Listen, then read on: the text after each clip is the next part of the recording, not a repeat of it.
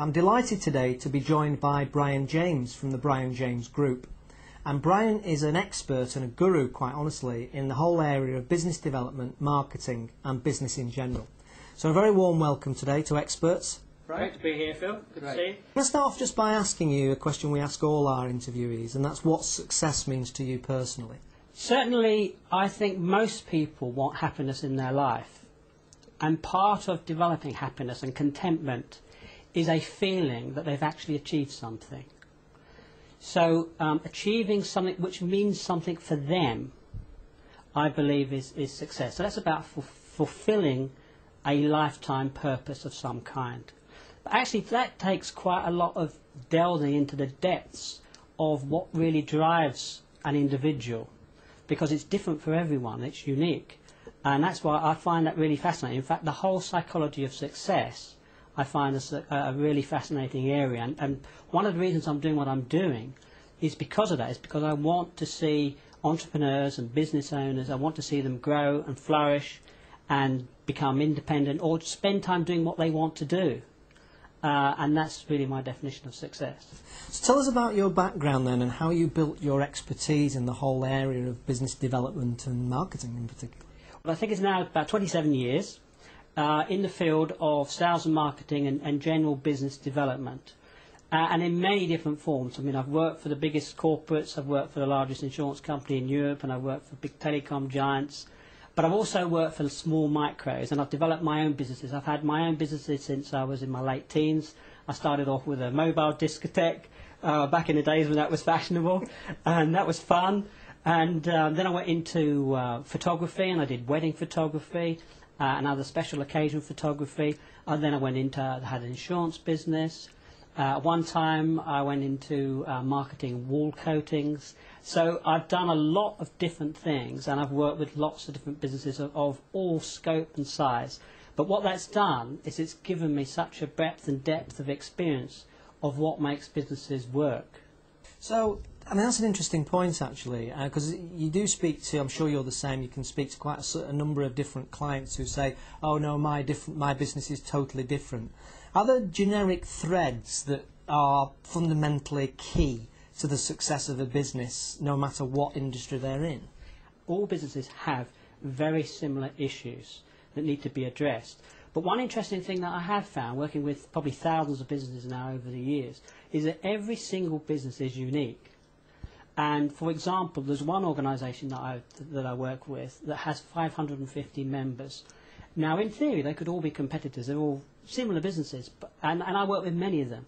But actually, I haven't found one of them that is actually even closely similar. They're so diverse. Some of them do a very small niche range of products and services. Others have a wider range, even though they're part of a same group and same trade body. But the issues, I think, that all businesses face are issues of managing time, managing people, managing resources.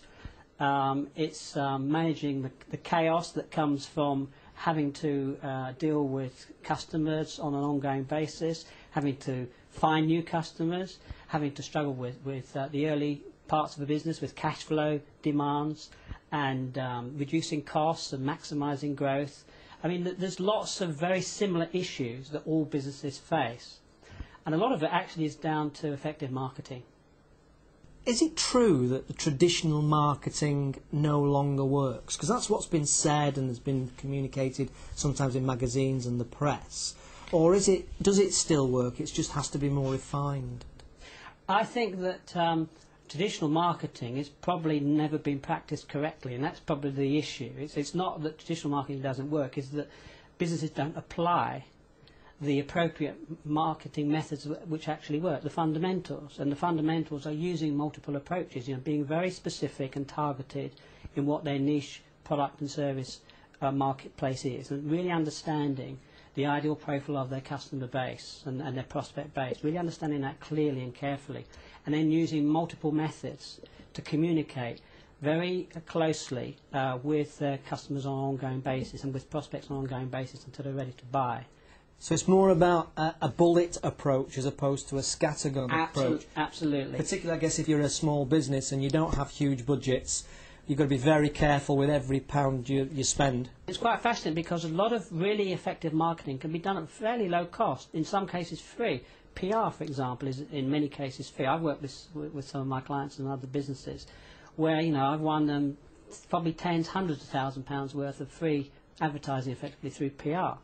And that can be really valuable. In fact, I was with a business I was with this morning. He was just saying that he'd had 2 phone calls in the last 24 hours after I'd managed to get a piece in a regional paper for him, and he's had 2 inquiries from that. So that was great. What's the secret then to getting noticed in the media in terms of PR? What things might you be able to do to ensure that your message gets into the local magazine, local press, or even obviously on the local TV or radio? One is, first of all, understanding your uniqueness and how you can differentiate yourself. Now, all of the businesses that I've ever worked with have had unique elements to them, special things about their product or service that makes them special. Now, they often don't realise what those specialities are. I mean, what they need to do is define and fully understand exactly what they're about and what their purpose is and what they can do best and who can best benefit from those particular benefits. So by identifying that, then they can have clarity around how they can differentiate themselves and how they can position themselves at the highest level of authority and expertise. So that's the first element. The second element is lots of activity. It's no good just writing to one paper and expecting them to print and expecting good coverage. You've got to write to lots, you know, dozens, and it's got to be done on an ongoing basis. And some will print it, some won't, but by doing it in volumes, marketing has to be done in volumes to have any dramatic impact. I guess when you're talking about strategy and you're talking about marketing and PR, that's arguably about working on the business rather than in it. Yeah. Now, it's said that a lot of small businesses don't grow anywhere near as quickly or as big because they spend so much time working in it rather than on it. Is that true? Well, certainly for small businesses. Most larger businesses these days do have a strategic view, but a lot of smaller businesses suffer from this problem of getting tied up on the daily matters of finding customers and then serving customers and then being purely reactive. And that's what happens. They just become purely reactive. And that stops them from taking a step back, considering where they're actually going and moving forward on a more strategic basis. And that's really what they need to do.